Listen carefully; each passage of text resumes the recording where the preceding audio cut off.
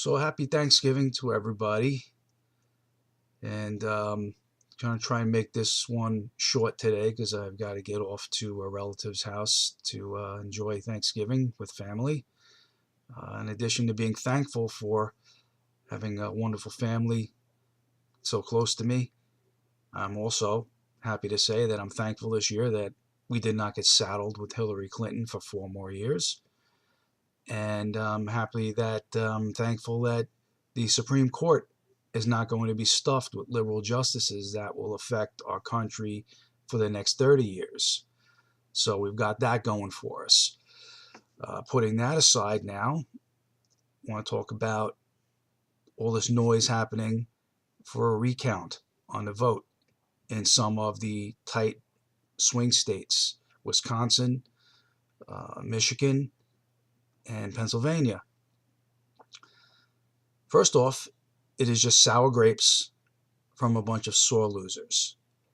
Imagine if it had been the other way around. Imagine if Hillary Clinton had won enough electoral votes but lost the popular vote to Donald Trump, and he made noise that he wanted this to be recounted, looked at again, reconsidered.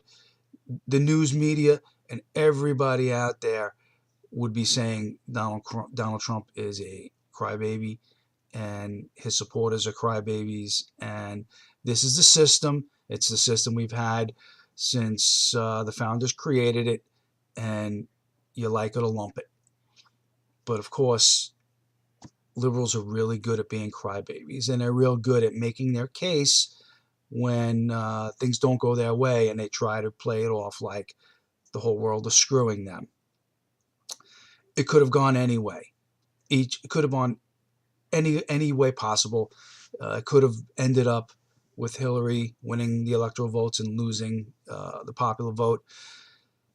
This is what happened, and this is the way that it went, and this is our system, and this is the system we live under, and it's the way we choose our president. And although not perfect, it has worked well enough for us since the first election. And Hillary Clinton would not be the first person to win the popular vote and lose in the Electoral College. I know the Democrats like to say that the Electoral College is unfair to them because it's happened twice to them in modern times that the presidency has been denied to them. There's no denying that it's happened to them twice, but for them to say that the Electoral College is unfair and puts them at a disadvantage is disingenuous. It's really a bunch of bullshit. The Electoral College has got its flaws, and it has been imperfect for a long time, and we've always known that. As far as I'm concerned, the biggest imperfections in the Electoral College is in the fact that it puts Republicans at an immediate disadvantage at the beginning of every presidential election. Don't take my word for it. Look back, go on Google, do some researching on what the projected electoral results were prior to Election Day in the last few elections, and you will see that Republicans were at a disadvantage in 2012 and 2008. This is nothing new. We live in a system where there are blue states and red states, and they can actually project before Election Day how many electoral votes they think each candidate is going to have going into Election Day, and then try and map out a path to victory.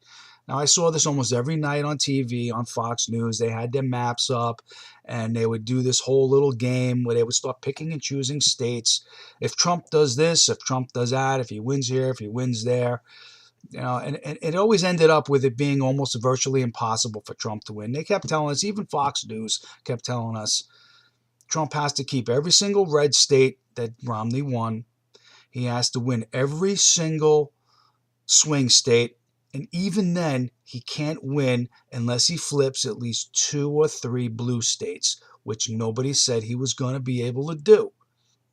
He did it. But it's not something that's easy to do.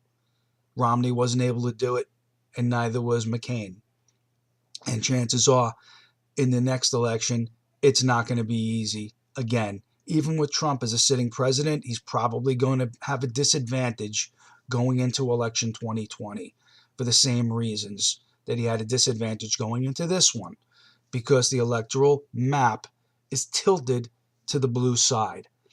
And if these states keep on becoming swing states and leaning to the left, it becomes even more precarious for Republicans to even win, ever. So for all of those who say that they want to move the Electoral College they want to do away with the Electoral College, actually, and they want to have one person, one vote, and have a popular vote decide the president going forward. Well, that sounds like a real democratic solution. However, it is going to be an unmitigated disaster if we do that, because the Electoral College was set up in the first place so that big states wouldn't control small states. And right now, that system is needed more than ever, because if we switch to a popular vote, there's only going to be 4 states that decide presidential elections: New York, California, Texas, and Florida, with a little bit of minor influence from Illinois and maybe some of the northeast states combined, like New Jersey and Massachusetts. But if we switch to a popular vote, one person, one vote, we'll never see a Republican in the White House ever again, most likely.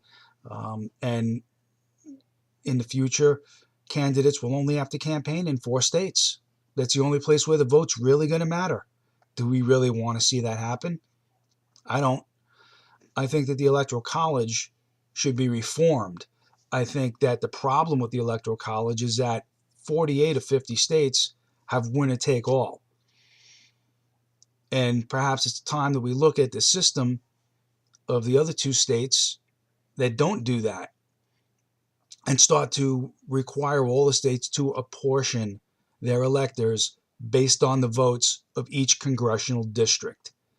If you do it that way, it's going to be fairer than it could ever possibly be, and it's going to keep things as balanced as possible, and it will ensure that candidates on both sides can get votes that mean something in their candidacy from every state in the country. If every state had to apportion some of their electoral votes, there would be some Republican votes coming out of California and New York. Don't let them fool you when they tell you that New York is a liberal state. It's not. New York City is a liberal city, and it happens to be very densely populated, and based on the power of people in 4 out of 5 boroughs in New York, it controls New York's voting process in every single election, whether it's state or federal. If we chose our electors based on congressional district, there's a lot of red in upstate New York, and there's a lot of red in Long Island and Staten Island as well. So this is my food for thought on Thanksgiving Day. Just reform the Electoral College and keep it, because we need it. So again, happy Thanksgiving to everybody. Enjoy your turkey, and let's wish Donald Trump good luck in his upcoming presidency, because he's going to need it.